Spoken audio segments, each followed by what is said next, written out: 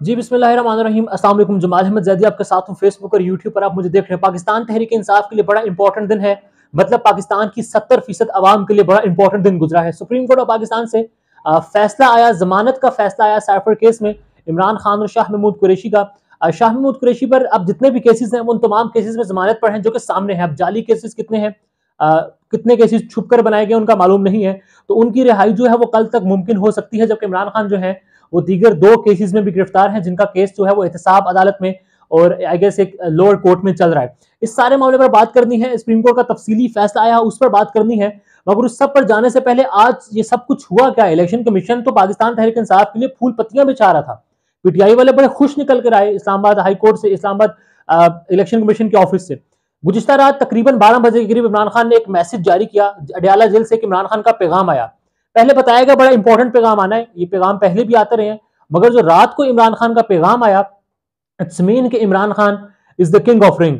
ही knows कि उसने कौन सा शॉट किस वक्त खेलना है, एंड ही नोज कि उसने अवाम के मफाद का तहफ़्फ़ुज़ कैसे करना है। अवाम उसको चाहती है और उसको ये मालूम है कि अवाम मेरे साथ है, मगर क्योंकि अवाम को उनका हक इस्तेमाल करने के लिए, उनके उम्मीदवार, उनके नुमाइंदे चुनने के लिए प्रॉपर एक ग्राउंड मुहैया नहीं किया जा रहा, तो फिर इमरान खान ने एक शॉट खेला, एक स्ट्रोक खेला। इमरान खान ने कहा क्या है, पैगाम जारी किया, उसने उसमें यह कहा कि IMF की जो डील है उसमें यह एक शर्त थी कि साफ, शफाफ और मुनसिफाना इंतखाबात।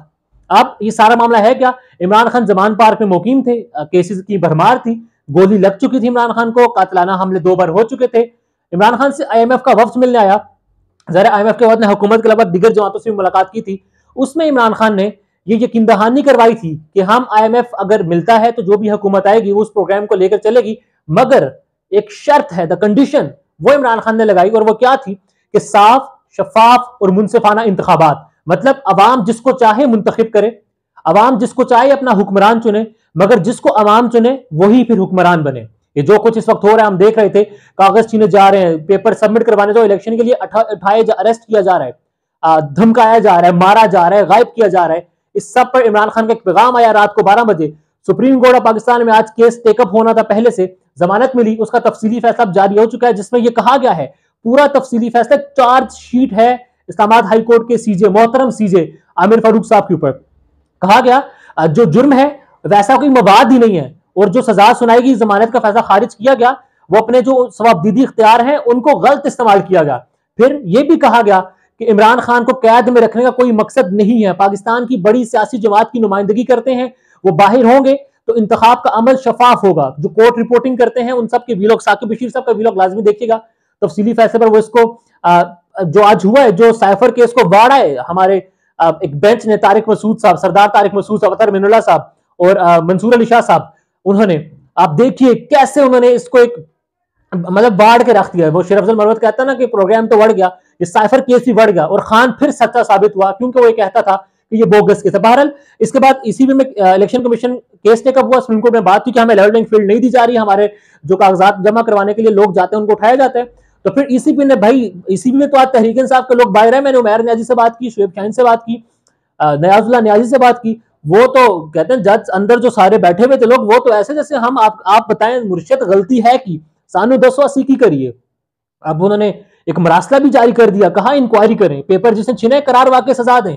मतलब लेवल प्लेइंग फील्ड देने की बात हुई तो इन लोगों ने कहा, जो उमैर न्याजी है, मुझे कहते हैं, उन्होंने तो कहा कि हम लेवल प्लेइंग फील्ड दिलवाएंगे। तो कहते हैं हमने बोला लेवल छोड़ दो, सानू फील्ड दबा दो, वो हमारे पास फील्ड आ जाए, लेवल शुवल हम खुद कर लेंगे, खुदा के वास्ते हमें फील्ड दी जाए। अवाम अब निकल रही है, कागजात नामजदगी जमा नहीं हो रहे थे, मगर एकदम से आज पेशावर, पंजाब, मियाँ वाली, लाहौर, बहुत सारे कागजात नामजदगी जमा हुए, 2 रोज बढ़ाया गया। बज़ाहिर ये लग रहा है कि तहरीक इंसाफ के लिए माहौल साजगार हो रहा है। और फिर किंग ऑफ द रिंग जो है वो इमरान खान अडयाला जेल में बैठकर भी पाकिस्तानी अवाम की नुमाइंदगी कर रहा है। क्योंकि ये मैं क्यों कह रहा हूँ, इमरान खान 70% से ज्यादा अवाम की सपोर्ट हासिल है उसको। हमारा जो क्राउड है, जो मैसेज है, वो इमरान खान के साथ हैं। जितने सर्वेज हुए हैं, पाकिस्तान तहरीक इंसाफ मकबूलियत की बुलंदियों पर है, इमरान खान शोहरत की बुलंदियों पर है। भले वो अडयाला जेल में है, मगर वो डटा रहा, वो मुल्क छोड़कर नहीं गया, अवाम को छोड़कर नहीं गया। उसने कहा कि मर जाऊंगा, अपनी कौम से बेवफाई नहीं करूंगा, मर जाऊंगा, मुल्क छोड़ के नहीं जाऊंगा, ना डील करूंगा, ना ढील दूंगा, मैं अपनी बात पर कायम हूं। और फिर हमने ये देखा, जब इलेक्शंस का अनाउंस हो गया, 8 फरवरी को इंतखाब होना है, उस शख्स ने अडयाला जेल में बैठकर मास्टर स्ट्रोक खेला और उसने ये कहा है कि अगर साफ और शफाफ इंतखाब ना हुए तो फिर IMF की जो डील है उस पर भी असर पड़ेगा। गोया पाकिस्तान की जो मईशत है उस पर असर पड़ेगा।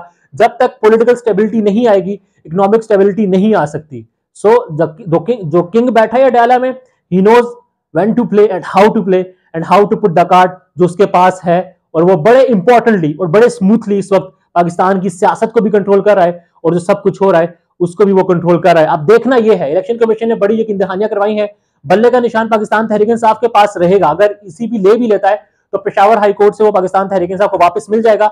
मुराद सईद ने एक बड़ा इंपॉर्टेंट पैगाम दिया, जो पैगाम सामने है जिससे मुराद सईद की खैरियत के हवाले से मालूम होगा कि वो खैरियत से हैं। उन्होंने ये कहा कि मेरे वालिद को हल्के की जानिब से, पार्टी की जानिब से कहा गया कि वो सूबाई असम्बली की नशिस्त पर कागजात जमा करवाएं, जिसको मुराद सईद ने शुक्रिया अदा किया और ये कहा कि मैंने तमाम जो उसके इलाके के वर्कर्स हैं, नाजमीन हैं, उनको हिदायत की है कि वो कागजात जमा करवाएं।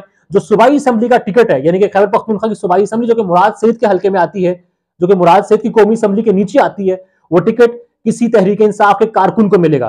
मुराद सईद का बाप जो है उसने कागज जमा करवाए हैं, मगर मुराद सईद ने यह पैगाम दे दिया है कि मेरे नजरिया मेरे वर्कर्स हैं, मैं वर्कर्स की सियासत करता हूं और ये टिकट जो है ये मेरे वर्कर को ही मिलेगा।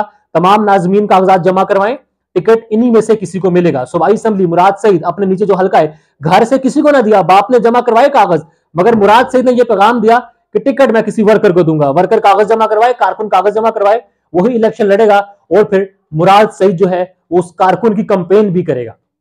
अब आखिर में वही बात, इलेक्शन का दिन है, वोट लाजमी डालना है। जितने ज्यादा वोट होंगे, जितना ज्यादा टर्न आउट होगा, उतने कम धांधली के चांसेस होंगे, उतने कम ये चांसेस होंगे कि आपका जो वोट है उसका फैसला किसी और के हक में जाकर निकले। सो डू वोट लाजमी डालिए। और अब फिर जाहिर है जो हालात हमारे सामने हैं, वोट पर पहरा देना भी बड़ा जरूरी है। राय का इजहार जरूर कीजिएगा। और फिर जो हवाएं बदल रही हैं, माहौल साजगार हो रहा है, इलेक्शन प्रोसेस में बढ़ चढ़ कर हिस्सा लें। तारीखी वक्त है ये। वी होप के जस्टिस प्रिवेल करे, वी होप के जमहूरियत प्रिवेल करे। राय कमेंट्स में जरूर कीजिएगा। अल्लाह हाफिज।